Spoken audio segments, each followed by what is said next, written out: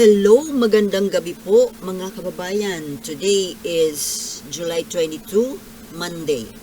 Araw ng SONA ng Pangulo. Alam niyo mga kababayan, hindi nga sana ako magbablog. Wala akong balak mag-vlog kasi masama yung pakiramdam ko. Maghapon akong nakahiga. Alam mo, nakapadyama nga lang ako eh. Tapos, inantabayanan ko yung SONA ni Pangulo. Sabi ko, hindi ko in-expect na tatalakayin niya yung Pogo, tungkol sa Pogo. Kasi marami nga pong mga vloggers ang nagtataka na kung bakit napakatahimik ni Pangulo tungkol sa issue ng Pogo. Pero, ang inasahan na lang, parang mayroong pagdadalawang isip na tatalakayin ba o hindi. Na, kumbaga, kapag hindi tinalakay ni Pangulo, syempre magagalit, may mga magagalit. Kasi, parang iba ang pananaw niya tungkol sa Pogo. At ngayon nga po, alam niyo, tuwang-tuwa ako. Sobrang natuwa ako. Sa sobrang tuwa ko, nag-vlog ako. Kasi gusto kong i-share sa inyo yung tuwa ko. Siguro kayo natutuwa rin. Kasi nga, sa mahigit 1 hour na speech ni PBBM, antay ako ng antay tungkol sa banggitin niya yung Pogo. Tapos nung napapansin ko na, actually towards the end na, alam kong towards the end na yun eh, hindi pa rin ako binabanggit. Parang naaano na ako, iba na yung feeling ko, naiinis na ako. Sabi ko, bakit naman, baka hindi ka ako talakayin ni Presidente. Pero alam niyo, napansin ko dito sa SONA na ito, syempre, ang kapansin-pansin ay wala yung mga fashion show ng mga misis. Hindi ko gusto yon, yung fashion show. Kasi parang nawawala na yung essence ng SONA, napupunta na, mas binibigyan ng focus yung mga kasuotan, mga damit ng mga asawa. Hindi maganda yun. So ngayon, maganda po at tinanggal na yun. So ito nga po, ang kapansin-pansin, maraming sa mga magagandang issue na tinalakay ni President, talagang pumapalakpak yung mga tao at kapag nagustuhan nila yung todong pagkagusto, nag-standing ovation pa. Ang pinakamatinding applause, nag-standing ovation ng napakatagal, yung tungkol sa West Philippine Sea. Diba? Talagang yung mga Pilipino, doon natin makikita na talagang tayong Pilipino, ipinaglalaban natin. Hindi lang si Pangulong Marcos, kundi lahat na buong pamayanan ng Pilipino. Pero meron po doon na merong mga ibang issue na tila baga malamya. Merong mga hindi, nakalimutan ko lang eh. Tungkol ba saan yun? Nakalimutan ko tuloy.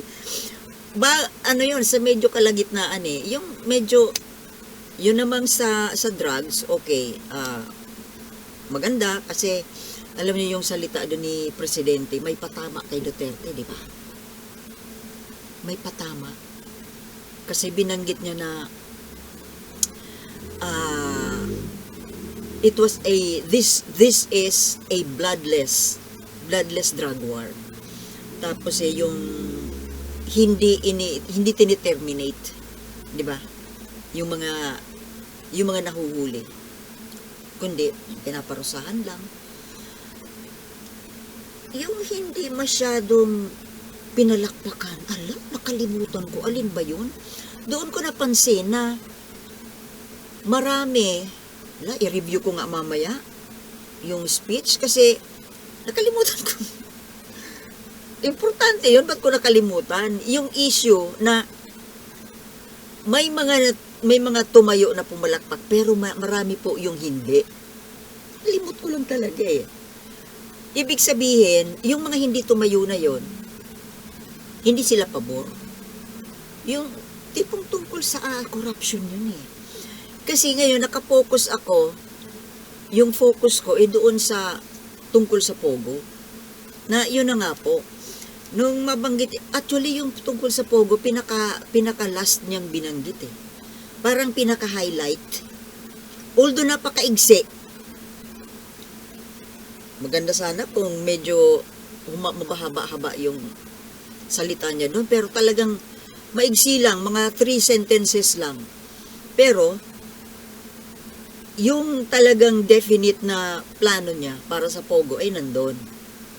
Na yun nga, matindi yun ha, na starting today, yung sabi niya, all Pogos are banned. So, ibig sabihin, legal at saka illegal na Pogo, banned. And, kumbaga, inutusan na niya yung PAGCOR na yung operation ng Pogo, kukunin na ng PAGCOR. So, ibig sabihin, government ang magpapatakbo, hindi na yung mga private na mga sindikato. At saka nga, within the year, kailangan matapos siya within the year. Ngayon, ewan lang natin kung paano nila gagawin. Kasi, siyempre, ang kalaban nila dyan, yung mga sindikato. Pero sana naman po, maging matapang ang gobyerno natin, na talagang matupad yan. Wala naman sanang masama yung offshore gaming. Kung, actually, offshore gaming, talagang sugal yun eh. Dati, pamangkin ko na nalulung din dyan sa online gaming na yan eh. Online gaming. Actually, sugal pa rin. Ang masama kasi sa Pogo ay yung mayroon ang mga illegal, mga killings and prostitution, murders, yung torture, mga harmful sa tao. Which is talaga, kung ganun din lang ang mangyayari, talagang dapat na tapusin na.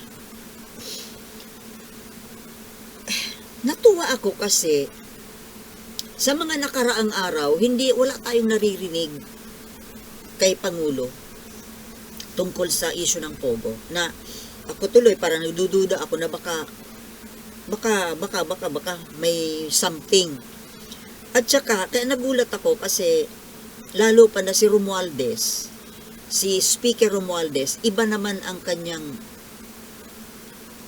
rota. Gusto niya gawing legal yung mga Pogo. So, yung mga legal, tuloy. Yung mga illegal, gawing legal.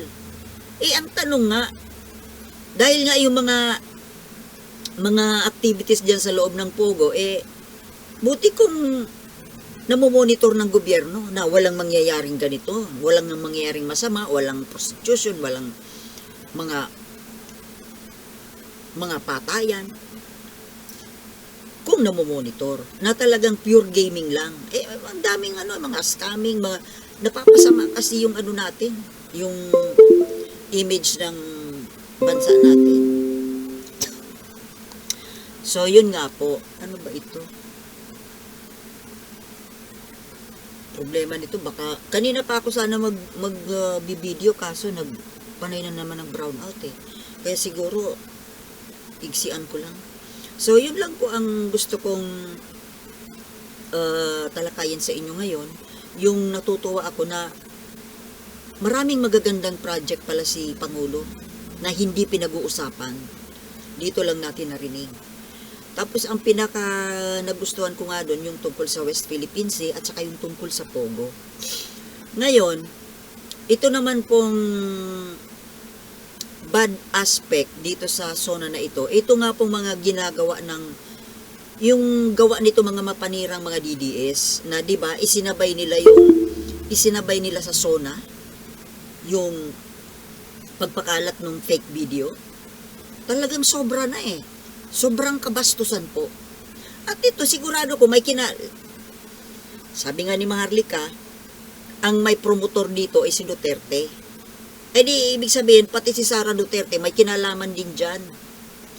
Ngayon, based on the press conference, may gagawin ng DILG at saka yung PNP na kakasuhan at parurusahan itong mga nagpakalat na to. Buti naman. Buti naman po kasi to, talagang sobra ng pambabastos eh. Mga bastos po itong DDS eh. Binabastos nila yung Pangulo, binabastos nila yung gobyerno mismo. At ito si Sara, isa ring bastos ito. Bakit? Kasi naturingang Vice President, wala siya doon sa zona. Dapat nandun siya eh. Tapos ngayon, nandiyan siya sa Manila, nandiyan din lang naman sa Manila para ano, para i-monitor yung nagpi-people power na pabor sa kanya. O di ba sobrang kabastusan? Kaya mga kababayan, mag-isip-isip po tayo. Yan ba ang ganyang klaseng tao ang gusto nating ipalit kay Bongbong Marcos? Never. Maraming mas maaayos na tao na pwede nating ipalit kay PBBM on 2028, after 2028. Hindi yan. Marami pa tayong mga Pilipinong matitino. Sus Mariosep. Sobrang mga bastos po itong mga DDS na ito. Okay? Medyo iksian ko lang talaga po mga kababayan kasi ito may pop up dito na hindi ko maintindihan eh. Baka magkaroon ng problema ko na to, mai-upload na. Okay? So, sa muli, ituloy po natin ang paglaban para sa ating bayan dahil ito lamang po ang nag-iisa nating tahanan. At saka, prayers. God save our country from the Dutertes. Diba? Peace.